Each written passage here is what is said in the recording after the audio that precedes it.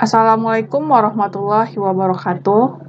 Baiklah, kelompok kami akan menjelaskan materi tentang aspek keperilakuan pada pengakumulasian dan pengendalian biaya yang beranggotakan saya sendiri, Anissa Septiani, Anita Saputri, Emma Rina Safitri, dan Khairil Nurfitra. Nah, yang pertama itu saya akan menjelaskan tentang biaya dan fungsi manajemen. Yang pertama itu adalah kategori biaya. Nah, kategori biaya itu dalam suatu perusahaan manufaktur, biaya dibagi menjadi dua kategori utama berdasarkan aktivitas fungsionalnya menjadi biaya manufaktur dan biaya non-manufaktur yang juga sering disebut biaya beroperasi. Nah, biaya manufaktur merupakan seluruh biaya yang berhubungan dengan aktivitas fabrikasi perusahaan. Biaya manufaktur tersebut dibagi lagi menjadi tiga kategori, yaitu yang pertama bahan baku langsung, yang kedua tenaga kerja langsung, dan yang terakhir overhead pabrik. Nah, pentingnya manajemen biaya itu kebanyakan pendapatan penjualan dalam suatu perusahaan dihasilkan dengan mengeluarkan biaya. Oleh karena itu, manajemen biaya adalah penting. Anggaran biaya dan analisis biaya adalah salah satu cara mengendalikan dan mengatur biaya guna memperbaiki laba bersih. Selanjutnya akan dijelaskan oleh teman saya. Baiklah, pembahasan selanjutnya yaitu tentang sistem biaya tradisional versus biaya standar. Yang pertama yaitu sistem biaya tradisional. Istilah tradisional mengacu pada sistem biaya yang membatasi input pada biaya historis dan mengusahakan penyerapan penuh atas biaya tetap dan variabel oleh unit produk atau jasa. Sistem biaya tradisional atau historis terutama fokus pada identifikasi dan akumulasi biaya per unit produk atau jasa. Sistem tersebut digunakan untuk menghitung nilai persediaan dan data biaya harga pokok penjualan atau jasa yang diberikan untuk pelaporan keuangan eksternal. Namun, sistem biaya tradisional tidaklah sesuai untuk pengendalian manajemen yang efektif karena akumulasi biaya historis semata-mata tanpa perbandingan dengan sasaran biaya yang telah ditentukan sebelumnya tidak sesuai dengan konsep pengendalian kontemporer. Nah, sistem biaya tradisional ini mempunyai kelemahan. Kelemahannya yang paling besar adalah sistem tersebut berbahaya karena mendorong respon yang tidak diinginkan dan destruktif ketika digunakan dengan mengevaluasi kinerja dari individu yang ditugaskan melaksanakan berbagai aktivitas dalam batasan anggaran tersebut. Nah, selanjutnya yaitu sistem biaya standar. Dengan mengakui kelemahan dari sistem biaya tradisional, banyak organisasi mengadopsi sistem biaya standar. Sistem biaya standar mencerminkan pencampuran yang potensial efektif dari akuntansi dengan konsep pengendalian dari teori organisasi modern. Biaya standar adalah sasaran biaya per unit produk atau jasa yang ditentukan sebelumnya secara ilmiah yang dikembangkan melalui studi teknik dan akuntansi. Biaya standar mencerminkan estimasi terinci dan canggih mengenai besarnya biaya untuk melaksanakan suatu tugas tertentu atau menghasilkan suatu produk tertentu. Nah, selanjutnya yaitu pembahasan tentang perhitungan biaya langsung atau biaya variabel. Filosofi yang mendasari yaitu semua metode akuntansi biaya tradisional yang sesuai dengan konsep biaya tersebut membebankan unit produk atau jasa dengan biaya penuh bahan baku langsung dan tenaga kerja langsung dibebankan langsung ke unit produk atau jasa.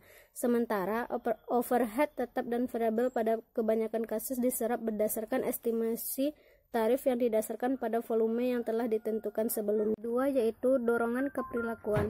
Konsep, prinsip, dan praktik akuntansi memengaruhi pengukuran kinerja manajerial, konsekuensinya keputusan manajerial.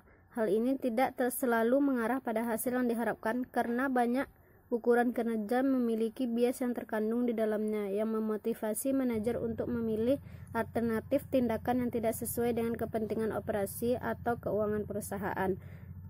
Menurut Hawkins menyatakan bahwa konsep, prinsip, dan praktek akuntansi adalah bagus secara keperilakuan maupun teknis jika konsep, prinsip, dan praktek tersebut yang pertama yaitu menghambat manajer dari pengambilan berbagai tindakan operasi yang tidak menguntungkan guna membenarkan adopsitas suatu alternatif akuntansi. Yang kedua yaitu menghapus adopsi atas praktek akuntansi oleh perusahaan yang hanya menciptakan ilusi kinerja. Selanjutnya yaitu mengenai pengendalian biaya. Membagi biaya ke dalam komponen, variabel, dan memberikan dasar yang lebih baik untuk pengendalian biaya. Hal tersebut memungkinkan penyusunan laporan laba rugi menggunakan margin kontribusi yang menekankan pada pola perilaku biaya dan dapat memberikan perincian kepada manajemen mengenai biaya teknik, biaya yang dikomitmenkan, dan biaya diskresioner. Dan perbedaan ini penting bagi manajemen karena setiap jenis biaya memerlukan prosedur pengendalian yang berbeda.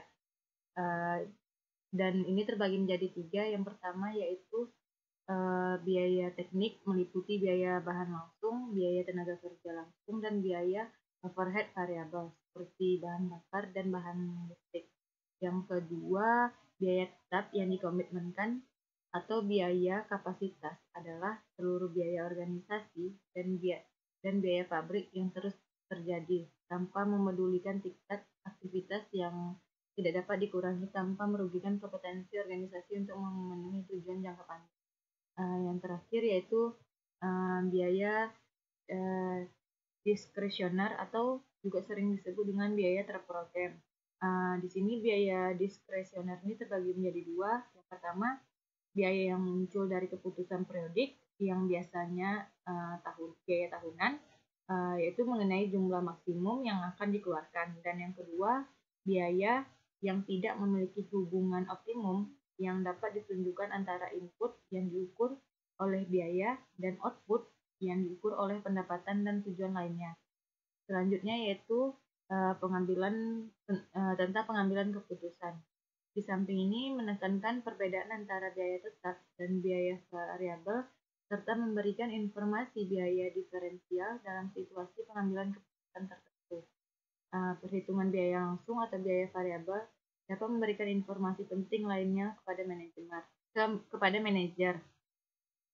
Di sini beberapa situasi pengembalian keputusan yang umum akan terbagi menjadi 7. Yang pertama, keputusan bauran produk, yang dimana ketika dihadapkan dengan keputusan mengenai bauran produk, manajer penjualan yang mengetahui margin kontribusi dan produk-produk yang akan jauh lebih mampu untuk memutuskan produk yang akan didorong dan produk yang dikurangi atau ditolerir hanya karena penjualan menguntungkan produk lain. Yang selanjutnya yaitu penentuan harga pokok baru. Produk baru umumnya diterima di pasar hanya setelah diuji coba secara ekstensif oleh perusahaan yang memiliki reputasi dalam industri tersebut. Dan untuk mendorong perusahaan-perusahaan tersebut menggunakan produk itu secara percobaan, manajemen dapat menjualnya pada biaya variabel. Setelah produk dapat diuji, setelah produk tersebut dapat diuji coba secara mencukupi dan dapat diterima oleh pemakai, produk tersebut akan ditetapkan harganya pada biaya penuh plus markup yang konsisten dengan tujuan laba perusahaan secara keseluruhan.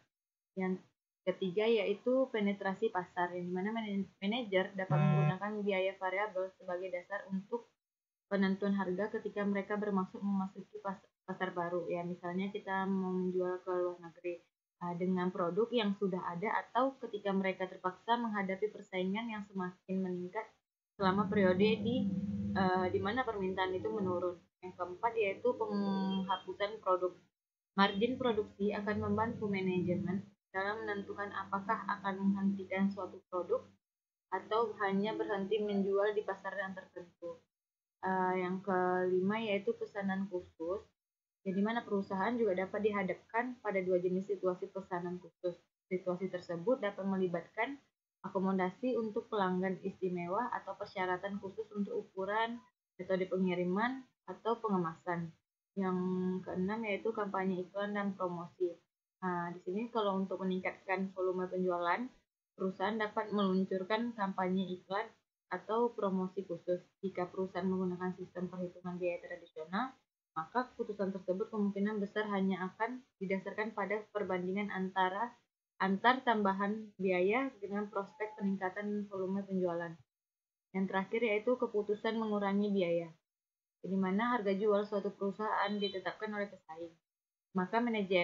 Maka manajemen akan mengetahui besarnya biaya variabel yang diperkenankan pada volume operasi saat ini jika tujuan laba tersebut harus dicapai. Pengetahuan ini akan mendorong manajemen untuk waspada terhadap biaya serta memperkenalkan alat dan prosedur untuk menghemat biaya.